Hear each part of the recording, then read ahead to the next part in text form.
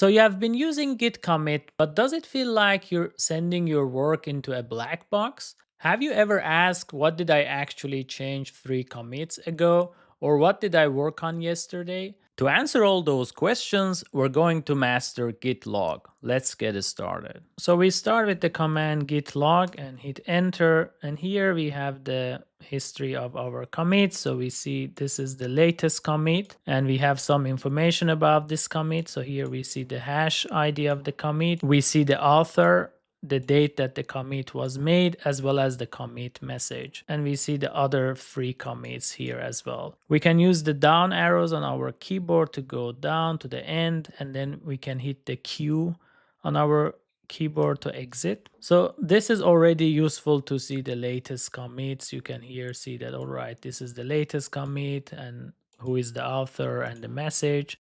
But sometimes you want to see more. You want to see what has changed in each commit, on each snapshot of our saving, which files has been modified. So you want to see more. For that, we can use git log with --stat and hit enter. And this time, so here is our command. And here we see a similar output, but this time we have, so we still have the commit, hash ID, and author and the date and the message, but now we have the extra information about which files have been changed. So it tells us in our latest commit, only chapter1.txt has been modified, and this 2 tells us that 2 lines have been added. And that's it. Only 1 file changed and there was 2 insertions, basically 2 lines. Similarly, in this commit, we again see the information about the commit, but as well as which files. And in this case, the file that was changed was chapter2.txt. And again, 1 file was changed and there was only addition of 1 line. And again, I'm using now down arrows to move down. And you see that in this commit, we had 2 files changed. And similarly, in the very first commit with this message, we had again 2 files changed and each had 1 line insertion. I'm gonna hit Q to exit. This command is very useful when you want to know for each commit or for the latest commits which files have been changed. All right, I'm gonna clear the screen. Now we can use git log also with --1 line, which will give us a quick look. As you can see, this hides some of the extra information and it only shows the commit message and the hash of the commit, which is very useful. Imagine we have like hundreds of commits and we just want to quickly see like as much as the latest commits that we can see. If we use this --1 line, we can see more, while if we use git log, then we have to use the arrows to be able to see more of the commits. I'm gonna clear again. So this git log --1 line is a very useful command to have, and you can always ask git log to give you this 1 line option. For example, with the git log --stat, we can also ask for 1 line. And this is, as you see, it hides the extra information. It just shows you the changes, which is quite handy. So it shows the commit message and the changes that we see that comes from the stat, but it doesn't show the author or the date of the commits. All right, so far we used git log with --stat as well as the 1 line. --stat doesn't show you exactly which lines or where or what was modified, and for this, or how these files were modified. And for this we can use git log -p. All right, so I'm gonna show you the command that I typed, git log -p.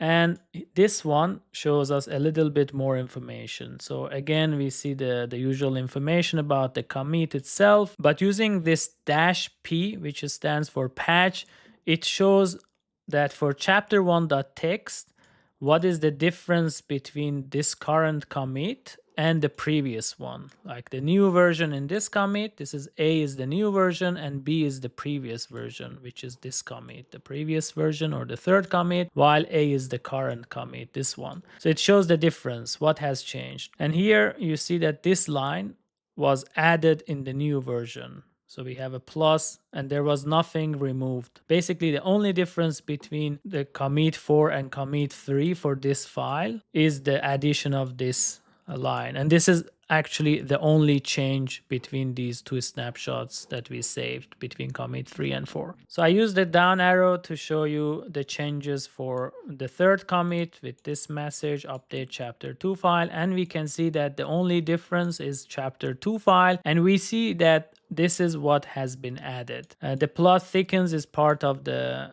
context to give us where these lines have been added. Similarly, I'm using down arrow to show you the changes. For example, in this commit, I see that there are two files that were changed. So chapter 1.txt, and we see that this is the difference, as well as the ideas file. And for ideas file, we have this dev null and this in B, which means that this ideas file didn't exist before this commit. So it's a new file and it only has this one line.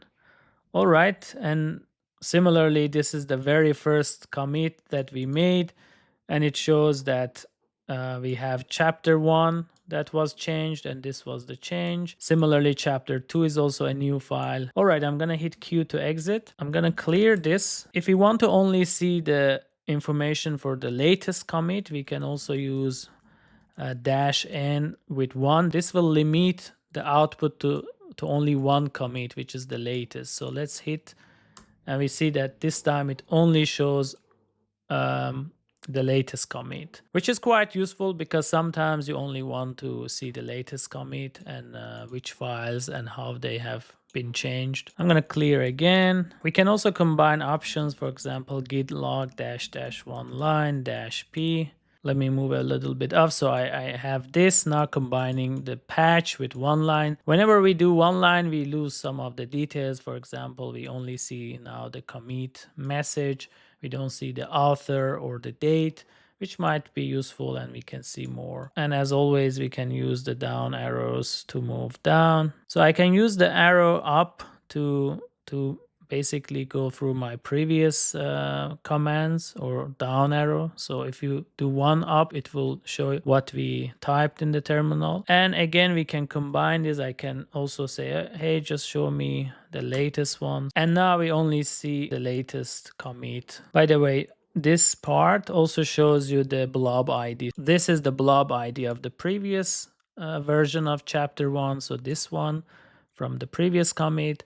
And this is the blob idea, or the new version for chapter 1. All right, I'm gonna clear again. Now, sometimes you only want to see the whole history for a single file. Now let's see how we can do this. We can do this by typing git log and then followed by the name of the file, which let's say I want to look at chapter 1. And here it shows all the commits that have modified this file. So it shows me this commit, which is the latest commit with this message has modified it. It shows me this commit has modified it, as well as this commit. And again, if you want to get a quicker look, you can use --1 line, --1 line, and this will show you quickly the list of 3 commits that have modified chapter 1, which is very useful because sometimes you're looking for a bug that is introduced in a file or some mistake, and you don't want to go through all of the commits. You only want to know which commits have actually modified this single file.